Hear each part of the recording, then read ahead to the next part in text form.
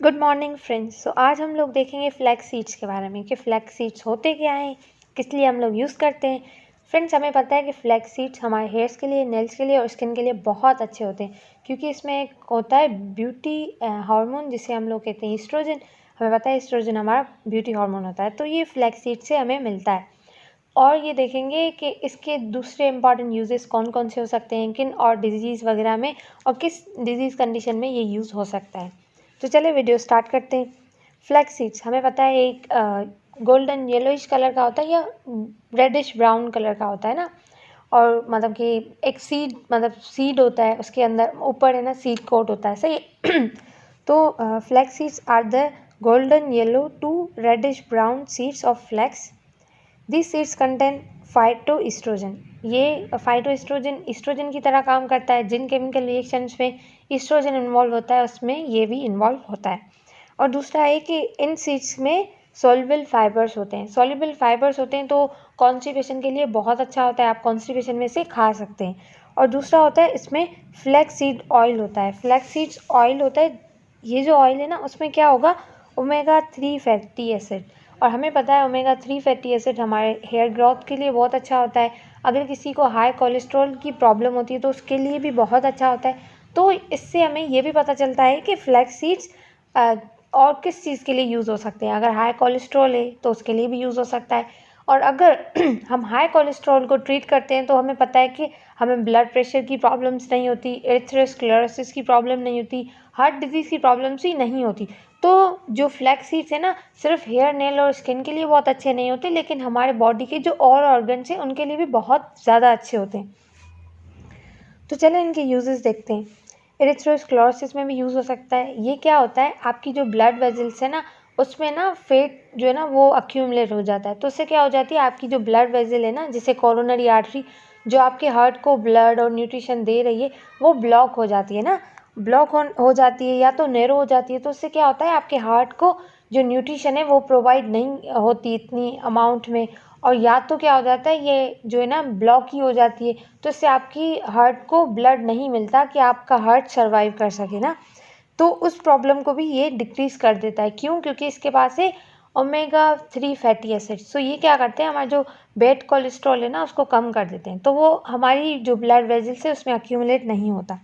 दूसरा है breast cancer. Breast cancer में भी ये यूज़ होता है। हमें पता है ब्रेस्ट कैंसर हार्मोनल इम्बैलेंस की वजह से हो सकता है, लाइक ईस्ट्रोजन और प्रोजेस्टेरोन ज़्यादा हो गए हैं और अपने रिसेप्टर से ज़्यादा बाइंड हो जाते हैं, तब भी ये हो सकता है। तो इससे क्या हो जाता है, हमारे जो फ्लैक्स सीड्स है ना उनके पास होता है मतलब ईस्ट्रोजेनिक लाइक हार्मोन ना, जिससे हम लोग मतलब हम जैसे ही फ्लैक्स सीड्स लेते हैं वो लिग्निन में कन्वर्ट हो जाता है।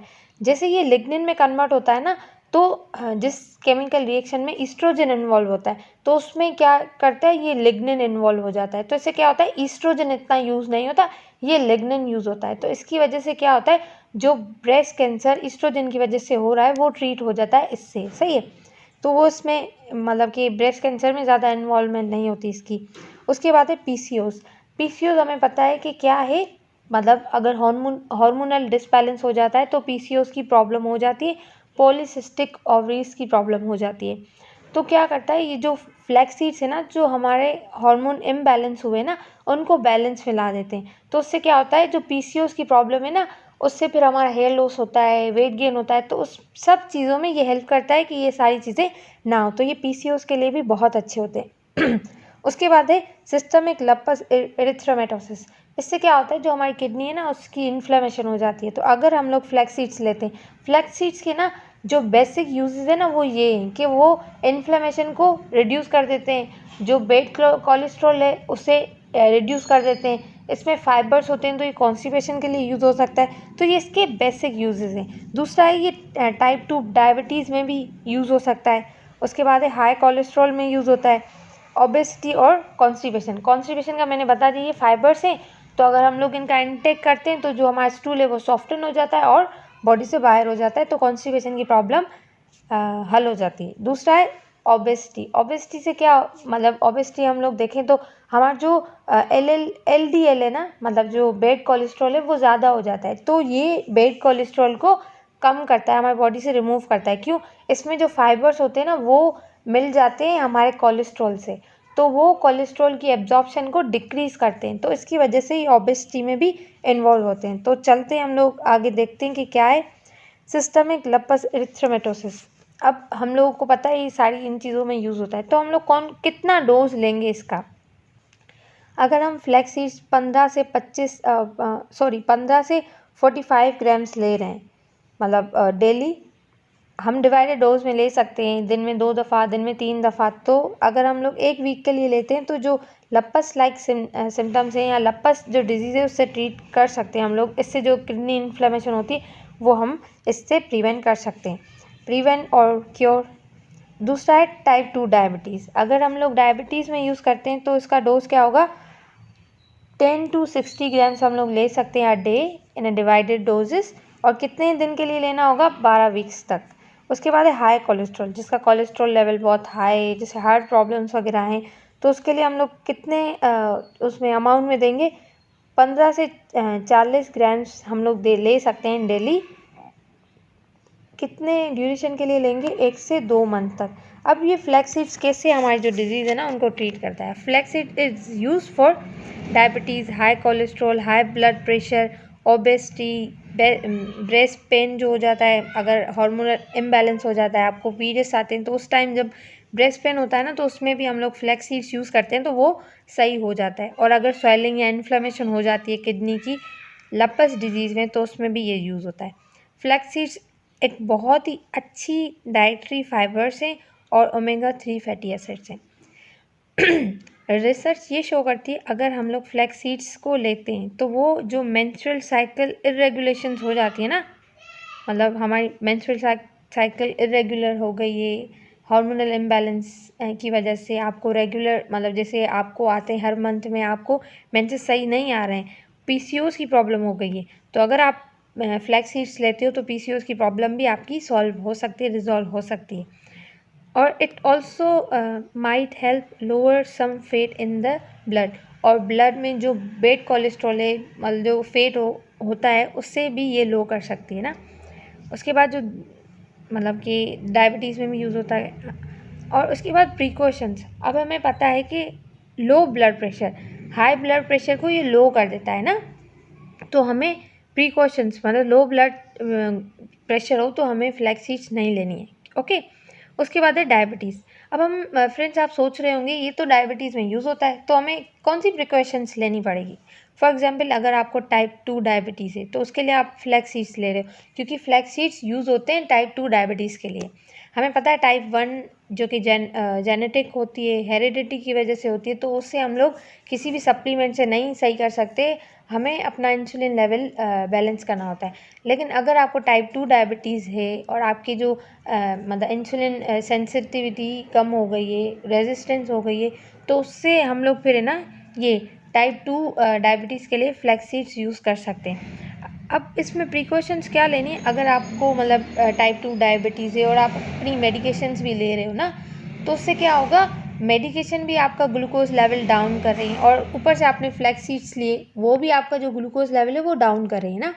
तो अगर आप ये दोनों चीज़ें ले रहे हो तो आपको प्रिकॉशन से लेनी होगी। आप जो मतलब डायबिटिक मेडिकेशन ले रहे हो, फ्लैक्स सीड्स ले रहे हो, तो आप अपने ब्लड शुगर लेवल को मॉनिटर करते रहोगे। ऐसा नहीं है कि बहुत ज़्यादा ही डाउन हो जाए और मतलब कि उससे दूसरी कॉम्प्लिकेशंस हो। और अगर आप फ्लैक्स सीड्स ले रहे हो तो अपनी जो मेडिकेशन डोज है ना उसको भी डिक्रीज़ कर दो। उसके बाद है ब्लड डिसऑर्डर्स। जो फ्लैक्स सीड्स है ना वो क्या करते हैं, जो स्टिकनेस होती है ना उसकी प्लेटलेट्स की वो कम कर देते हैं, तो जो ब्लड थिनिंग इफेक्ट है ना वो फ्लैक्स सीड्स का आता है। तो अगर आपको थ्रोम्बोसाइटोपिनिया है, आपको ब्लड थिनिंग प्रॉब्लम्स है, तो आप उसमें फ्लैक्स सीड्स ना लें, सही, उससे आपकी जो प्रॉब्लम है वो वर्स्ट हो सकती है, तो फ्लैक्स सीड्स इसमें नहीं लेने। उसके बाद आती है हाई ब्लड प्रेशर। अगर आपका ब्लड प्रेशर हाई है तो उसमें आप फ्लैक्स सीड्स ले रहे हो, उसके साथ आप ये है कि फ्लैक्स सीड्स क्या करते हैं, आपकी हाई ब्लड शुगर लेवल और हाई ब्लड प्रेशर को लो कर देते हैं ना। बट अगर आप हाई ब्लड प्रेशर है आपको, आप उसकी मेडिकेशन ले रहे हो, फ्लैक्स सीड्स ले रहे हो, तो आपको मॉनिटर करना है। और उसके बाद फिर एज द टाइम पासिस, तो ऐसा टाइम भी आ सकता है कि आपको वो मेडिकेशन छोड़नी पड़ जाए, फिर आप फ्लैक्स सीड्स पे आ जाओगे। तो ये भी अच्छी बात है, या तो आपको फ्लैक्स सीड्स अगर नहीं कन्वीनियंट, आप नहीं खा पा रहे हो या नहीं मिल रहे, तो उसमें फिर आप अपनी जो ड्रग है उसको कंटिन्यू कर सकते हो। तो अगर आप खा रहे हो तो उससे आपको फिर थोड़े क्वेश्चंस लेने पड़ेंगे इसके लिए भी। उसके बाद है इंटरेक्शंस। अगर आप फ्लैक्स सीड्स ले रहे हो और एंटीकोगुलेंट ले रहे हो, एंटीकोगुलेंट क्या करेंगे, आपके ब्लड को थिन कर देंगे, और वो जो फ्लैक्स सीड्स हैं वो भी आपके ब्लड को थिन कर रहे हैं। तो इसमें क्या होगा, एडिशनल इफेक्ट्स आएंगे जो कि में भी अच्छे ना हो। तो अगर आप एंटीकोगुलेंट ले रहे हो तो फ्लैक्स सीड्स को ना लें। उसके बाद एंटी डायबिटिक, अगर आप एंटी डायबिटिक मेडिकेशन ले रहे हैं फॉर द डायबिटीज़ टाइप 2 और आपका जो ब्लड शुगर लेवल है वो लो कर रहे हैं, और अगर आप एडिशनल में फ्लैक्स सीड्स भी ले रहे हो तो उससे क्या होगा, आपका ब्लड शुगर लेवल बहुत ही ज़्यादा लो हो जाएगा ना।